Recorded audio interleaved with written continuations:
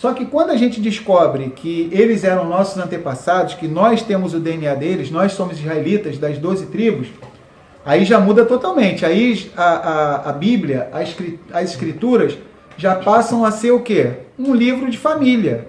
É como se a gente estivesse vendo um álbum de família, né? Vamos ver a história aqui da minha família, por exemplo. Quem já descobriu sua tribo, né? Mas independente de descobrir a tribo, já sabe que é descendente de Abraão, Isaac e Jacó. Abraão, Isaac e Jacó. Então você pode ver aqui, vou ver o que aconteceu com a minha família. Então você está lendo a história da sua família. Eles vão atravessar o Mar Vermelho. Ah, não era um povo que estava distante lá que ia atravessar o Mar Vermelho. Peraí, os meus antepassados estavam ali. Se eles morressem ali, eu nem estaria aqui agora. Muda completamente, tá? Então o Criador diz, e andarei no meio de vós, e eu vos serei por Elohim, e vós me sereis por povo. Ou seja, aquele Elohim que habitou durante 40 anos no meio do nosso povo, é o mesmo que habita dentro de nós. Porque quando tomamos a decisão de entregar nossas vidas nas mãos do Adoneino, do nosso soberano Yahushua HaMashiach, tá? Ele derrama sobre nós o quê? Ruach HaKodesh, o Espírito de Santidade, o Espírito Santo sobre nós. E nós passamos a ser o povo dele, tá? Para quem não sabe o que é Mezirat Nefesh, o que é Mezirat Nefesh? Os nossos sábios dizem que a alma de um israelita que está em Techuvá, ela tem Mezirat Nefesh, que é o quê? A entrega da alma. Olha, eu descobri esse mandamento agora. Eu nem sei como é que eu vou cumprir esse mandamento, nem sei direito como é que ele é, não estou entendendo, mas eu acredito que ele é verdadeiro. Seja Elohim verdadeiro e mentiroso homem, tá? Então o mandamento é verdadeiro, eu ainda não estou em condições de cumprir ele, mas vou tentar fazer o máximo para que eu venha estar em condições de cumpri-lo. Eu não vou tentar invalidar aquele mandamento, porque eu não consigo cumpri-lo, entendeu? Então a gente tem que entender isso, tá? Tem mandamentos que a gente só vai conseguir cumprir plenamente no milênio, mas nem por isso a gente vai dizer que esse mandamento não está de pé. Todos os mandamentos estão de pé. Alguns nós vamos ter mais facilidade para cumprir, outros mais dificuldade, mas todos estão de pé. Então vamos prosseguir, tá? Se andardes nos meus estatutos e guardardes os meus mandamentos e os fizerdes, então eu vos darei as vossas chuvas a seu tempo, e a terra dará a sua novidade, a árvore do campo dará o seu fruto, e a debulha se vos chegará a vindima, e a vindima se chegará à sementeira, e comereis o vosso pão a fartar, e habitareis seguros na vossa terra. Essa palavra seguros aí é da palavra que é muito famosa em Israel, é da palavra bitachon, tá? Que significa inteira certeza de fé, ou seja, vamos habitar com uma inteira certeza de fé de que nada de ruim vai acontecer, tá, na nossa terra. Lembrar que quando Israel desobedece a Torá, quem levanta adversários para invadir Israel, quem é? Muitas vezes, o que a gente percebe é um padrão da Torá, é o quê? O próprio Criador, tá, em sua Torá, tá? Então, quando Salomão, só para a gente ter uma ideia, quando Salomão ele começa a violar os mandamentos da Torá, o Criador suscita o espírito, o texto diz isso lá em 1 Reis, suscita o espírito do rei tal, de um outro povo lá, para vir atacar Salomão. Ou seja, quando o nosso povo está guardando a Torá, então o Criador guarda a nossa terra. Quando nós violamos a Torá, então os inimigos eles têm mais, vamos dizer assim, liberdade, eles ficam mais à vontade para invadir o nosso território de Israel, tá? Então vamos lá. Nem por isso a gente vai deixar de orar pelos nossos irmãos, que no presente momento são os nossos amados e queridos irmãos da casa de Judá, tá? Então nós temos que orar por eles, para que eles venham ter a revelação do Mashiach, assim como Efraim, como o cristianismo precisa ter a revelação da Torá. Tá? Mas quando Israel não cumpre a Torá, ou seja, a sua terra fica vulnerável. O próprio Criador levanta adversários contra Israel, que é o que a gente vai perceber aqui nesse finalzinho de Levítico. A gente vai perceber próximo do final de Deuteronômio, lá, principalmente no capítulo 28 de Deuteronômio, o próprio Criador é que levanta adversários para Israel. Pode parecer uma atitude dura, mas é o amor de um pai que está querendo corrigir o seu filho, tá? Então vamos lá. Vamos prosseguir. Versículo 6. Também darei shalom na terra e dormireis seguros, não haverá quem vos espante, e farei cessar os animais nocivos da terra. E pela vossa terra não passará espada, e perseguireis os vossos inimigos, e cairão a espada diante de vós. 5 de vós perseguirão 100. Olha que coisa legal. Principalmente o exército da casa de Judá, desde que Israel voltou a ser uma nação em 1948, o nosso exército tem experimentado isso, não somente desde de 1948 para cá, mas nos tempos bíblicos mesmo. Tá? Inúmeras guerras o nosso povo travou um número bem reduzido e venceu. Tá? 5 de vós perseguirão 100, e 100 de vós perseguirão 10.000, e os vossos inimigos cairão a espada diante de vós. E para vós olharei e vos farei frutificar, e vos multiplicarei, e confirmarei a minha aliança convosco. E comereis o depósito velho, depois de envelhecido, e tirareis fora o velho por causa do novo. Ou seja, a promessa da Torá, que o Criador está fazendo, lembra daquela safra antiga? O Criador está dizendo que vai produzir tanto, que vai chegar a safra nova, e você vai ter que parar de comer aquela velha, vai até sobrar, e você vai ter que comer a nova. Ou seja, não vai acabar. Vai chegar a nova e ainda tem muito daquela outra antiga, tá? E porei o meu tabernáculo no meio de vós, e a minha alma de vós não se enfadará. Olha que coisa bonita. A palavra tabernáculo, tá? Em hebraico, tá? É a palavra mishkan. Então essa palavra tabernáculo em hebraico, tá? É mishkan. Então o Criador fala aqui, né? Venatat mishkani betorreichen, tá? Ou seja, eu colocarei o meu mishkan, tá? Mishkani, o meu tabernáculo no meio de vós, e a minha alma de vós não se enfadará. Vamos abrir em Yohanan, João, capítulo 1, né? Então nós que já conhecemos o Mashiach e a Yahushua, olha que coisa interessante, né? Aparece essa raiz dessa palavra aí, de mishkan, tá? Vamos lá.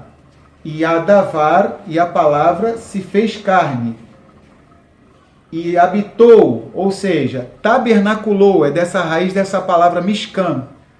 E a palavra se fez carne e tabernaculou entre nós, e vimos a sua kevod, o seu esplendor, como o esplendor do unigênito do Pai, cheio de favor imerecido, hesed, e verdade, emet. Ou seja, nós que temos o Mashiach e a Yahushua, já experimentamos isso, tá? Então, Yahuwá diz, porém o meu tabernáculo no meio de vós, e a minha alma de vós não se enfadará. Então, o remanescente de Israel das 12 tribos, ele tem o melhor dos dois mundos, tá? Lembrar que a casa de Israel, a casa de Efraim, tá? Aceitou o testemunho do Messias, tá? E a casa de Judá aceita a Torá. Então o remanescente tem tanto o Messias, assim como a casa de Efraim, como tem a Torá, assim como a casa de Judá. Tá bom? Então nós temos o Mashiach dentro de nós, tá? Paulo, Shaul Hachalia, fala que nele, ou seja, no Mashiach, estão ocultos o quê? Todos os segredos da sabedoria e do conhecimento, tá? Ou seja, nele. Paulo também fala, nele vocês foram plenificados, tá? Então, quem tem o Filho tem a vida. Então, nós temos a vida, porque o Mashiach habita dentro de nós. E porei o meu tabernáculo no meio de vós, e a minha alma de vós não se enfadará. E andarei no meio de vós, e eu vos serei por Elohim, e vós me sereis por povo. Então, qual o único povo na face da terra, tá, que teve esse privilégio, né, durante 40 anos no deserto, né, a presença de Yahuwá Elohim ali 24 horas por dia, tá? Durante o dia, o que? A nuvem, diminuindo aquele calor, né, funcionava como um ar-condicionado. De noite, no deserto a temperatura fica muito fria de noite, abaixo de zero muitas vezes. A coluna de fogo funcionava como um aquecedor, tá? Então, qual o povo que teve esse privilégio, né? Povo o quê? Chinês, povo coreano, o povo alemão, o povo tailandês, o que? O povo soviético, o povo americano, francês? Não, povo de Israel. Então, o nosso povo de Israel, tá? Lembrar que o Criador tinha vários povos que ele poderia procurar, tá? Mas ele procurou o nosso povo. Por quê? Ele já tinha uma aliança com a descendência de Shem, de Sem, tá? Filho de Noa, tá? nós somos semitas. Depois de um tempo com Éver, tá? Da onde surgiu o termo hebreu, tá? E depois Abraham, que passa para Isaac, que passa para Jacó, que passa para as 12 tribos, que somos nós. Então nós somos o povo escolhido. Então nós podemos, com muita alegria, olhar para as Escrituras e falar assim, poxa, a Bíblia que até então, esse livro que eu chamava de Bíblia, parecia um livro que falava lá de um povo que viveu lá no Oriente Médio, que não tem nenhuma ligação comigo. Só que quando a gente descobre que eles eram nossos antepassados, que nós temos o DNA deles, nós somos israelitas das 12 tribos, aí já muda totalmente. Aí a Bíblia, as Escrituras, já passam a ser o quê? Um livro de família. É como se a gente estivesse vendo um álbum de família, né? Vamos ver a história aqui da minha família, por exemplo. Quem já descobriu sua tribo, né? Mas independente de descobrir a tribo, já sabe que é descendente de Abraham, Isaac e Jacó. Abraão, Isaac e Jacó. Então você pode ver aqui, eu vou ver o que aconteceu com a minha família. Então você está lendo a história da sua família. Eles vão atravessar o Mar Vermelho. Ah, não era um povo que estava distante lá que ia atravessar o Mar Vermelho. Peraí, os meus antepassados estavam ali. Se eles morressem ali, eu nem estaria aqui agora. Muda completamente, tá? Então o Criador diz, e andarei no meio de vós, e eu vos serei por Elohim, e vós me sereis por povo. Ou seja, aquele Elohim que habitou durante 40 anos no meio do nosso povo, é o mesmo que habita dentro de nós. Porque quando tomamos a decisão de entregar nossas vidas nas mãos do Adoneino, do nosso soberano Yahushua HaMashiach, tá? Ele derrama sobre nós o quê? Ruach HaKodesh, o Espírito de Santidade, o Espírito Santo sobre nós. E nós passamos a ser o povo dele, tá? Então vamos prosseguir. Versículo 13. Eu sou Yahuwah vosso Elohim, que vos tirei da terra dos egípcios, para que não fosseis seus escravos. E quebrei os canzis do vosso jugo e vos fiz andar levantados. Ou seja, então o Criador pega um povo que anteriormente tinha autoestima baixíssima, tá? Um povo que foi oprimido, escravizado durante vários séculos, e o Criador liberta esse povo, tá?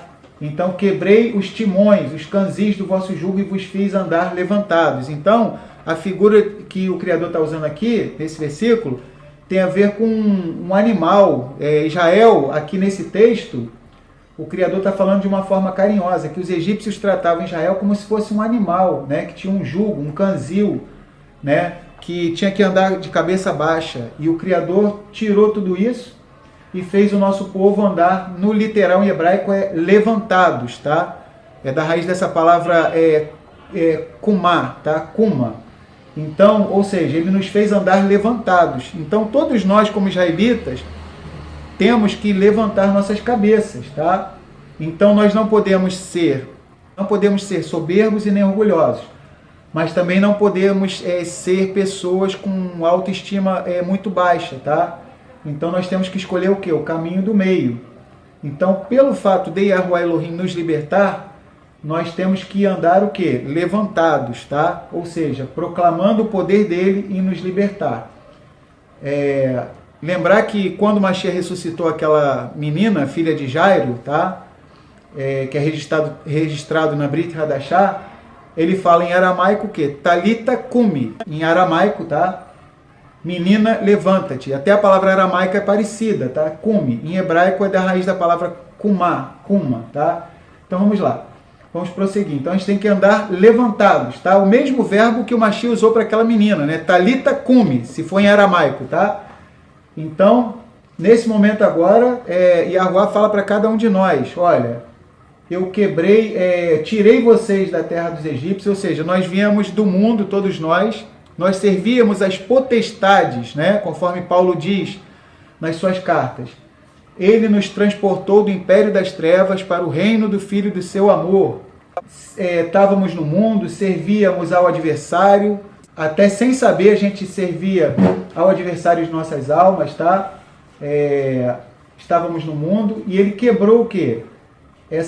Vamos dizer assim, essa coleira, essa prisão que tinha sobre nós e nos fez andar o quê? Levantados. Então, nesse momento, né, como se o Mashiach falasse para cada um de nós, né? Kumá, em hebraico, né? Em aramaico, kumi, tá? Então vamos nos levantar, tá bom? Então temos que ter autoestima, temos que ter projetos de vida. Tem gente que está muito assustada. Poxa, estamos à beira do apocalipse, em breve vai começar a tribulação e a grande tribulação. A visão israelita já pensa de uma forma totalmente contrária. Peraí, tá para começar esse período aí? Então eu tenho pouco tempo para buscar o Criador, então eu vou procurar me esforçar mais, tá? Sabendo que se eu tenho pouco tempo, eu tenho que me esforçar mais, fazer remir esse tempo, tá? Então a gente tem que aproveitar bem, como diz Paulo, remindo bem o tempo, tá? Remindo o tempo. Não andando como nécios, mas como sábios, remindo bem o tempo. Paulo diz isso. Vamos prosseguir, versículo 14. Porém, se não me ouvirdes e não fizerdes todos estes mandamentos, por que todos estes mandamentos? O Criador diversas vezes fala, todos estes mandamentos, que Torá não é igual ao self-service, que a pessoa vai no restaurante, tá? Então a pessoa vai no restaurante, isso aqui eu gosto, isso aqui eu não gosto, isso aqui eu gosto, isso aqui eu não gosto, né?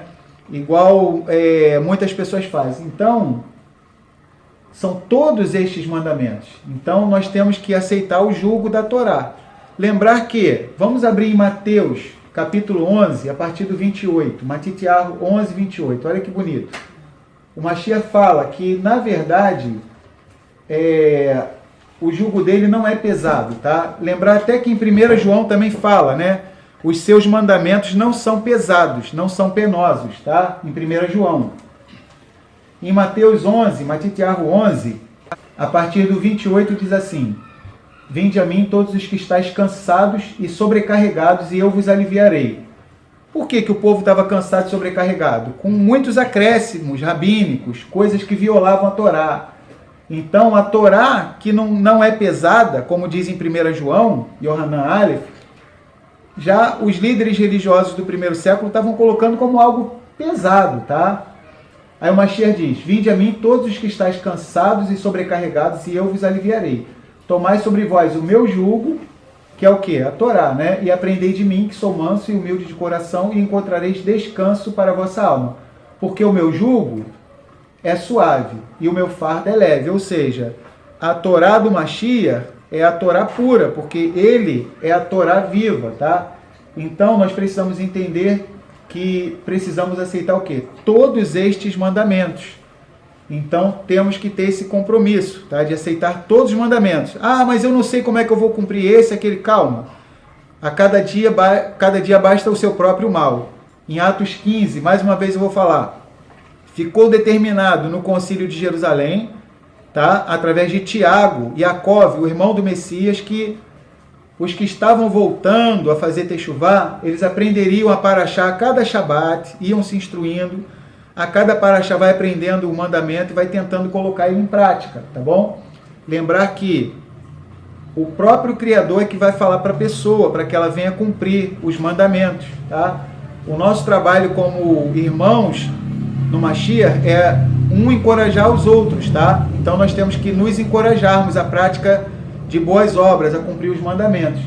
Mas quem vai estar falando conosco é o Espírito de Yahuwah Elohim, Ruach HaKodesh. Então vamos lá.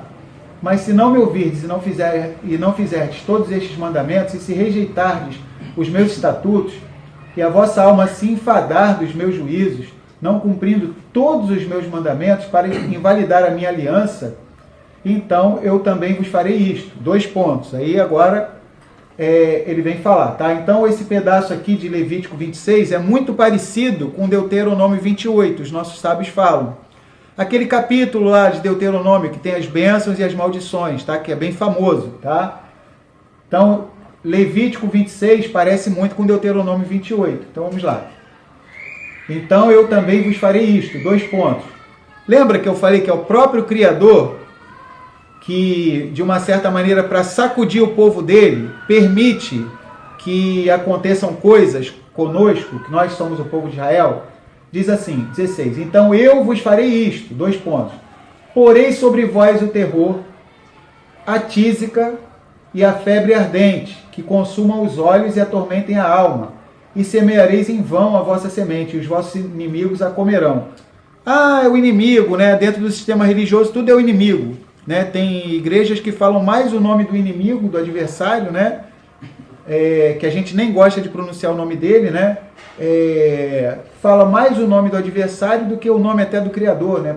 Como se o adversário, como se o inimigo de nossas almas estivesse em pé de igualdade, como se fosse uma queda de braço ali de igual para igual entre o Criador e o adversário. Quer dizer, totalmente errado. Ou seja, então é o Criador que está no controle de todas as coisas, tá? No Tanar, nos profetas, tem um versículo que é extraordinário, que diz assim: quem é aquele que manda e assim acontece, sem que a boca de Yahuwah o tenha ordenado? Tá? Acaso não procedem dele o bem e o mal? Ou seja, não acontece nada aqui nas nossas vidas que o Criador não tenha permitido. Tá? Ele não é pego de surpresa. Esse aqui foi o inimigo, ele fez isso aqui. Ué, mas como é que o inimigo fez e o Criador não viu aquilo ali? Então, se acontece alguma coisa, foi com a permissão do Criador, tá? Então, ele está no controle de todas as coisas. Por isso que Paulo fala em Romanos 8, 28. E sabemos que Elohim faz com que todas as coisas cooperem para o bem daqueles que o amam, daqueles que são chamados segundo o seu propósito, tá? Então, o Criador é quem está no controle de todas as coisas. Então, a gente tem que perder essa mania de tudo é o inimigo de nossas almas, né? Tudo é o inimigo. Não, é o Criador que está no controle. Ele diz assim, lá em Deuteronômio 11, 26, na Parashá Re'e. Re'e, veja, eis que eu ponho diante de vós o quê? A bênção e a maldição. Ele ainda dá a dica, né? Escolhe a bênção, né? Para que você viva, né? Ou seja, então se nós seguirmos a Torá, coisas boas acontecerão conosco. Se rejeitarmos a Torá, tá ao contrário. Então vamos lá. Versículo 16, vou ler de novo. Então, eu também vos farei isto. 2 pontos. O Criador está dizendo, tá? Quer falar alguma coisa? Pode falar. O Beratá colocou assim.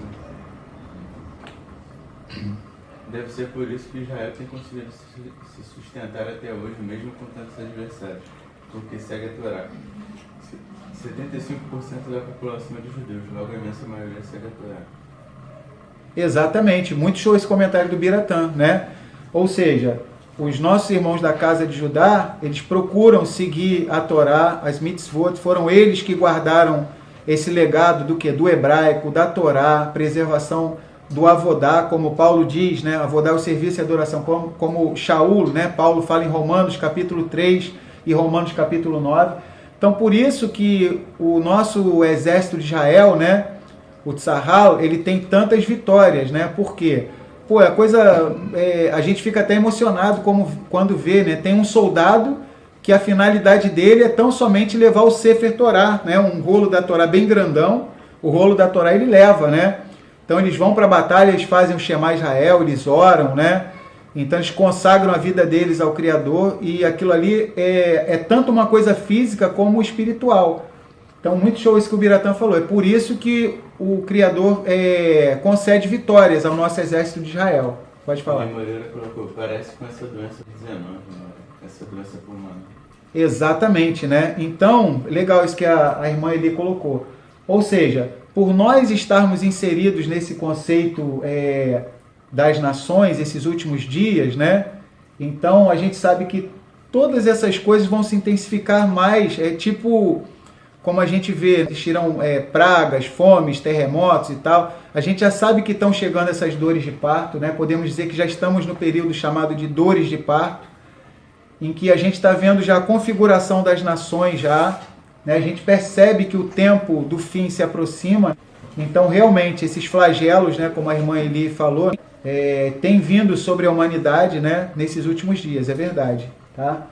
Então, eu também vos farei isto, porém sobre vós terror, a tísica e a febre ardente, que consumam os olhos e atormentem a alma, e semeareis em vão a vossa semente, e os vossos inimigos a comerão. Quer dizer, quando Israel desobedece, ele vai plantar e o inimigo vai colher, né? E porei a minha face contra vós. Alguém que fala alguma coisa?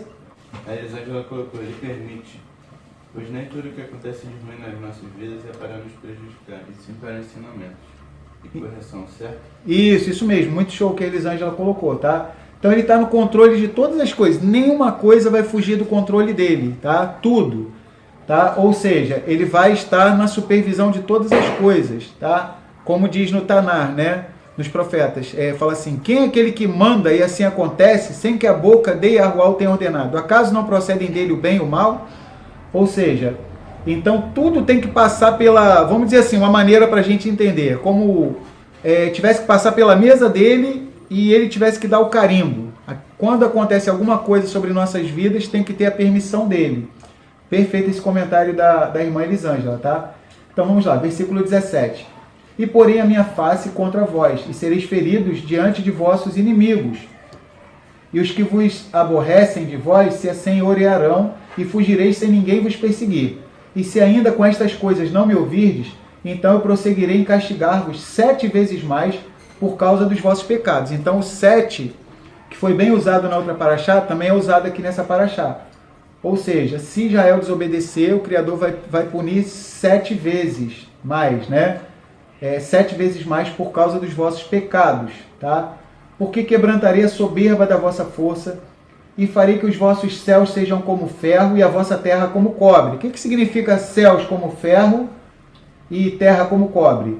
Céus como ferro significa o quê? Ausência de chuvas. Terra como cobre, ausência de colheitas, tá?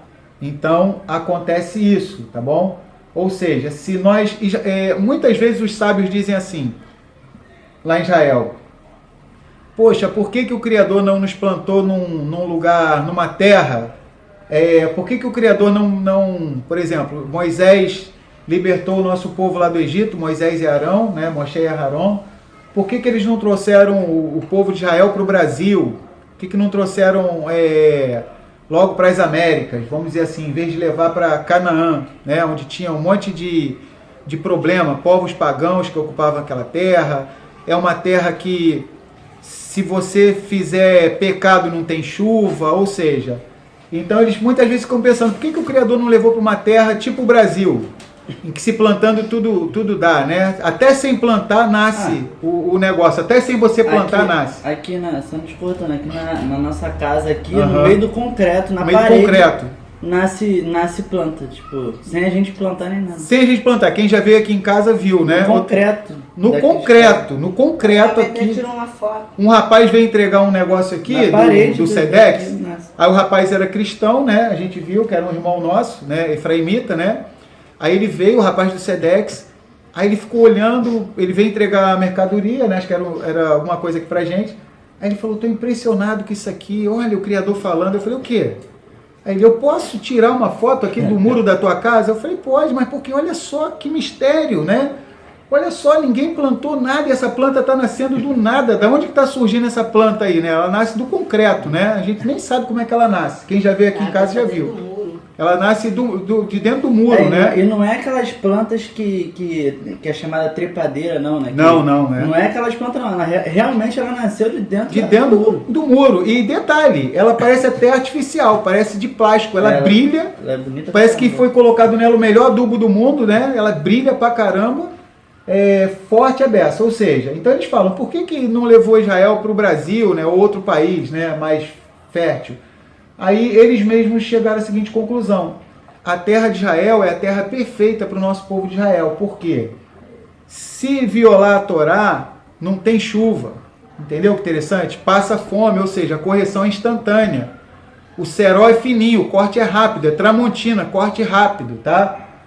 Ou seja, por Yahuwá amar muito o nosso povo de Israel, ele faz com que a gente seja corrigido automaticamente. Ou seja, começou a violar a Torá, não guardar os mandamentos, a terra é como se ela tivesse vida. Ela capta isso, a violação da Torá, e ela interage, tá? Ela interage com o meio ambiente, com quem habita nela. Lembrar que a terra de Israel é uma terra que vomita os seus moradores. Se fizer iniquidade, vomita. Não tem negócio de sal de fruta, de bicarbonato, não tem nada disso não. Fez besteira, ela vomita, tá? Então a terra perfeita para Israel habitar era a terra de Canaã mesmo. Por quê? Tem que ficar ali, ó, seguindo direitinho a Torá. Eu não quero buscar o Criador, não quero fazer nada, só quero buscar a minha vida material. Aí chega no outro ano, não tem chuva. Aí a nação tem que se arrepender, tem que pedir perdão ao Criador, aí ele envia chuva, levanta um profeta e fala, tá? Então, trazendo uma reflexão sobre nossas vidas, tá? Agora, tá? Nós estamos na diáspora. A vida que nós levamos agora, vamos considerar que é a terra de Canaã, que o Criador nos deu, tá? Cada um mora aí num bairro, determinado bairro, uma cidade, um estado. Tem pessoas de vários estados do Brasil participando, tem gente até de outros países que participa muitas vezes, tá? Então, a sua vida, a minha vida, a vida de cada um de nós é como se fosse a terra de Canaã, que a gente está ocupando. Muitas vezes a gente pensa, por que o Criador deu isso, deu aquilo para um ímpio e não deu para mim? Porque para mim é tudo mais difícil, tá? Como o nosso povo muitas vezes pensou, né? Por que, poxa, a terra de Israel é uma terra que depende de chuva, tá? Não tem muitos recursos hídricos, tá? Não é como o Brasil, que tem um recurso hídrico extraordinário, tá? Então, mas é porque é perfeito. Então, trazendo uma reflexão, a situação que a gente está vivendo agora, nos dias de hoje, cada um, já é como a terra de Canaã que a gente está ocupando, tá? Então, o Criador não dá tudo que a gente quer, porque pode ser que o nosso coração fosse se afastar dele. Então, o espaço que a gente ocupa, vamos considerar como a terra de Canaã, tá? Ou seja, é uma terra que a gente tem que cuidar dela, tem que trabalhar nela, ou seja, o nosso coração, a nossa vida, a nossa família, o nosso trabalho, os nossos estudos, tá? E ela interage rapidamente, tá? Vocês podem reparar que o ímpio, quando faz alguma besteira, a punição demora para vir sobre a vida dele, tá? Mas um justo, quando comete alguma coisa errada, a punição vem mais rápida, tá? Por quê? Para que ele se corrija, tá? Vamos abrir em João, capítulo 15, que a gente vai aprender esse conceito interessante, né? Em Yohanan, capítulo 15, o Mashiach deixa isso bem claro, Yahushua HaMashiach, tá?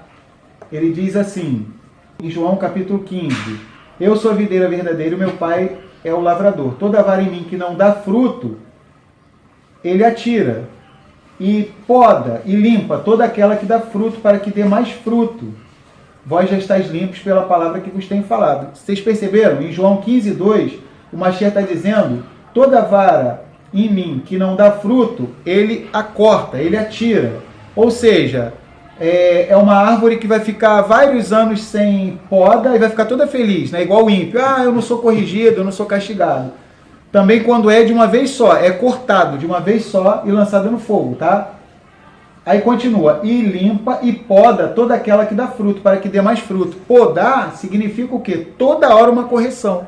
Então uma árvore que dá fruto, ou seja, tem que ser podada toda hora. Por isso que a gente faz uma besteira, qualquer coisa errada, a gente já percebe a correção rápida do Criador sobre nós. Ou seja, é melhor ser podado toda hora do que ser cortado de uma vez por todas, tá? Então o ímpio pode ficar até muito feliz, aquele justo ali serve ao Criador e toda hora ele é corrigido, tá? Ele é corrigido e comigo não acontece nada. Mas espera, tá? Que o ímpio não vai ser podado, ele vai ser cortado de uma vez por todas. Como diz no Salmo 73, Asaf, né? O salmista, ele ficava triste porque ele via a prosperidade dos ímpios e a vida dele era difícil, era com muita tribulação, dificuldade. Aí ele disse que o coração dele quase se desviou, né? O salmista Asaf, tá? Em português é Asaf. Aí ele chegou à conclusão, né? Até que ele entrou no tabernáculo de Elohim e pensou o seguinte, a quem tenho eu nos céus e na terra, senão Yahuwah Elohim, né? Aí ele chegou à seguinte conclusão, que Yahuwah colocava em lugares escorregadios os ímpios, a destruição deles vinha subitamente sem que houvesse cura. Aí ele fala, todavia eu estou sempre contigo, Yahuwah. Ou seja, então, a terra de Canaã, num sentido literal, era aquela terra ali, tá, que tinha que levar uma vida espiritual, celebrar as festas, cumprir os mandamentos, senão não tinha chuva, a terra vomitava os moradores. E trazendo uma reflexão espiritual, é a circunstância em que a gente se encontra, tá? A nossa família, o nosso trabalho, os nossos estudos, tá? Tudo na nossa vida é como se fosse uma terra de Canaã. É sob medida para que a gente venha se desenvolver espiritualmente, tá? Se o Criador der muita facilidade para a gente com certeza não vai render o máximo, tá bom? Então, por isso que ele deu a terra de Canaã para os nossos antepassados.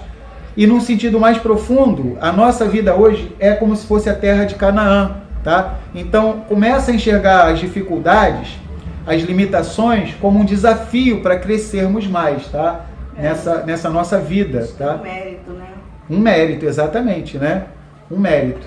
Então, pelas dificuldades que existem na terra de Israel, a agricultura em Israel tem uma tecnologia assombrosa, né? Extraordinária. Então, por quê? Tem áreas desérticas que eles plantaram, nasce flores. Nasce flores no deserto. Então, justamente por isso, quanto mais dificuldade a gente produz mais, né? Então, vamos lá. Vamos ler aqui mais um comentário do Rumash. A dedicação da pessoa à Torá e aos mandamentos deveria ser de tal modo que Torá e mandamentos não fossem meramente um aspecto importante de sua vida. Um israelita deve sentir que a Torá e os mandamentos são a sua própria vida, isto é, que seus objetivos fazem parte e estão unidos ao sistema de valores da Torá. O Talmud expressa este ponto com uma analogia. O homem é como o peixe do mar, como o Biratã falou semana passada, né? O Talmud expressa este ponto com uma analogia. O homem é como o peixe do mar. Da mesma maneira que os peixes do mar morrem assim que vêm à terra seca, assim também o homem morre ao se separar da Torá e mitzvot, Torá e mandamentos. Quando uma pessoa assume um compromisso total com a Torá, a dicotomia entre sua vida física e espiritual desaparece, tá? Então, não tem essa divisão de físico e espiritual, as coisas se fundem, desaparece. Pois enquanto a pessoa vê a Torá e os mandamentos somente como um lado espiritual da sua vida, e as necessidades físicas como algo separado, ela não consegue se unir completamente à Torá, como o peixe que vive exclusivamente na água e depende completamente dela. Porém, quando a pessoa adota a visão de que seu único sistema de valor é o da Torá, então até mesmo atos básicos como comer, dormir e se divertir são realizados como uma parte integrante do seu estilo de vida da Torá. Então não tem essa divisão, isso aqui é vida espiritual, isso aqui é vida secular. A gente vai acabar percebendo que tudo se funde, tá? O correto é considerar como um todo. É por essa razão que a Torá escolheu enfatizar as recompensas físicas no lugar das espirituais. Vocês vão ver que aqui nessa paraxá vai falar de bênçãos físicas, né? De colheita, chuva, várias coisas. Aí os nossos sábios explicam. É por essa razão que a Torá escolheu enfatizar as recompensas físicas no lugar das recompensas espirituais. Pois como uma recompensa é concedida medida por medida, como uma consequência direta dos atos da pessoa, a ênfase nas recompensas espirituais poderia dar a impressão enganosa de que a Torá só é dirigida à nossa vida espiritual e não física. Então, a Torá coloca bênçãos físicas aqui para a pessoa entender que não tem esse negócio de vida espiritual é uma coisa e vida física é outra, tá? Senão a pessoa poderia pensar, eu vou estudar a Torá, só vou receber bênçãos espirituais. Não, espirituais e físicas. Então vamos lá. Na verdade, porém, a Torá é a nossa própria essência. Então vamos ler de novo aqui. Como uma consequência direta dos atos da pessoa, a ênfase nas recompensas espirituais poderia dar a impressão enganosa de que a Torá só é dirigida à nossa vida espiritual e não física. Na verdade, porém, a Torá é a nossa própria essência e por isso é endereçada até mesmo à parte mais externa de nossas vidas. E é para realçar este ponto que a ênfase aqui é dada às recompensas físicas, ou seja, a Torá ela fala muito sobre as recompensas físicas para dar a entender que tudo se funde, tá? Senão a pessoa poderia pensar, a Torá é um livro de utopia, eu vou buscar o Criador, mas os meus problemas do dia a dia não vão ser resolvidos. Então, a Torá quer nos dar a entender que tudo se funde, tudo é uma coisa só. Tem até gente no mundo aí que fala, no mundo assim, né, que é da igreja, de igreja, e fala assim, não misturo trabalho com religião, né? Isso. Que eles chamam de religião, né, que na verdade é a escritura. Tipo assim, quando na verdade é errado, né, tipo isso. Exatamente, quer dizer, tudo se funde, né? Tudo se funde, isso que o Davi falou é muito show, quer dizer... Eu já vi muita gente falando isso. Muita gente fala isso, né? Que separar, isso aqui é coisa do trabalho, como se no trabalho a Torá não valesse ali no trabalho dele, né? Sim. Ou seja, então as coisas se fundem, tá? Então vamos prosseguir. Eu não vou ler tudo, porque a hora está avançada, a gente vai ter que concluir essa paraxá para concluir o livro de Levítico, tá? Semana que vem a gente vai começar o livro de Números, Bamidbar, tá bom? Então daqui a pouquinho a gente vai fazer o Hazak. Vamos para a gente concluir. Então o Criador vem estabelecendo uma série de punições, tá? Só para a gente entender, não dá tempo da gente ler tudo. Uma série de punições decorrentes da desobediência em relação aos mandamentos, estatutos e juízos, tá? E ele usa diversas vezes essa expressão, 7 vezes mais, 7 vezes mais, né? Ele fala isso diversas vezes, tá? Que vai punir o nosso povo 7 vezes mais. No capítulo 26, versículo 18, fala 7 vezes mais. Levítico 26, 18, tá? Levítico 26, 21, 7 vezes mais. Levítico 26, 28, 7 vezes mais. Então ele vem falando isso, tá? Ele vem falando isso diversas vezes. Agora a gente vai chegar num pedaço interessante, daqui a pouco a gente vai falar já da diáspora.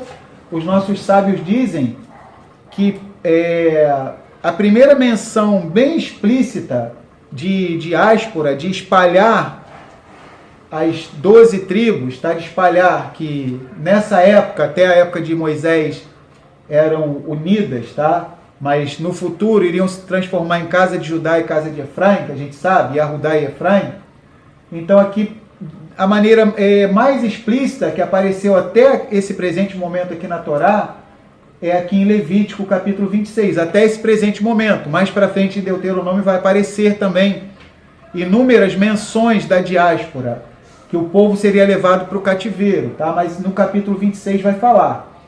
Daqui a pouco a gente vai ver isso, tá? Tá perto do fim a paraxá.